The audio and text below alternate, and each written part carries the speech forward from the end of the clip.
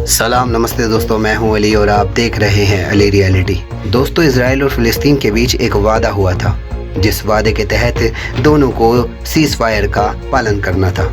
लेकिन इसका पालन करता तो सिर्फ फ़िलिस्तीन दिखाई दिया, जबकि इजराइल इसका उल्लंघन करने पर आमादा है। क्योंकि UNHRC की मीटिंग में इजराइल के खिलाफ लगभग सभी देशों ने वोट किए, जिसके बाद United nation human right council की जो मीटिंग थी, इसके बाद ये तय हुआ कि अब इजराइल के खिलाफ मुकदमा भी चलाया जाए, क्योंकि इसकी जांच होने के ऑर्डर हो चुके हैं। और जिसके बाद इजराइल बौखला गया है और उसने अपने इलाके में रहने वाले मुसलमानों को अब मारना भी शुरू कर दिया है। जिसके बाद एक ऑपरेशन चलाया जा रहा है इजराइल में कि सभी लोगों को गिरफ्तार कर लिया जाए जो फ़िलिस्तीन के हैं। ना तो कोई वजह बताई जाती है और ना ही कोई गुनाह। उनको बिना किसी वजह के गिरफ्तार किया जाता है और फिर उनको जेलों में ठूस दिया जाता है, जिसके बाद कईयों की मौतें भी हुई हैं दोस्तों।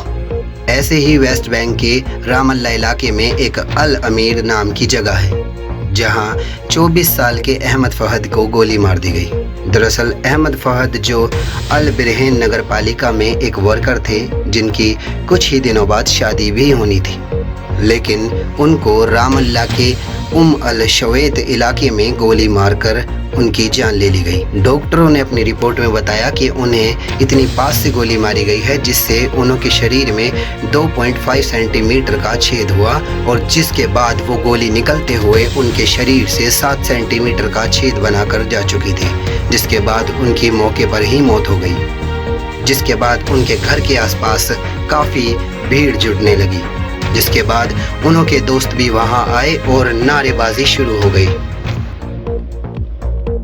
दरअसल उनकी अम्मी ने यह बताया है, मेरे बेटे को बिना दया की गोली मारी गई, बिना किसी कसूर की गोली मारी गई। पहले तो उसे गिरफ्तार किया गया और फिर उसको गोली मार दी गई।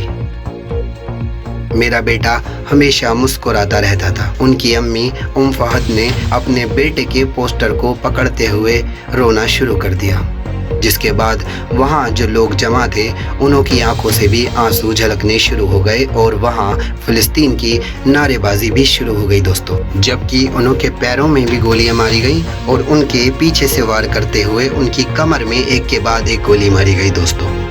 दरअसल उनके परिवार का कहना है कि इजराइल की घरेलू खुफिया एजेंसी ने ये सब करवाया है। इजराइल फ़िलिस्तीनी मुसलमानों से इतनी नफरत पे उतर आया है कि वो अब मासूम लोगों की जानें लेने लगा है। अपनी आवाज़ को उठाने वाले ये लोग अब किससे गुहार लगाएं, क्योंकि इजराइल एक के बाद एक कार्रवाई जो इन मासूम लोगों पर कर रहा है, उसकी जवाबदेही कोई नहीं ले रहा। अब देखना ये है क्या फ़िलिस्तीन के साथ यही होता रहेगा?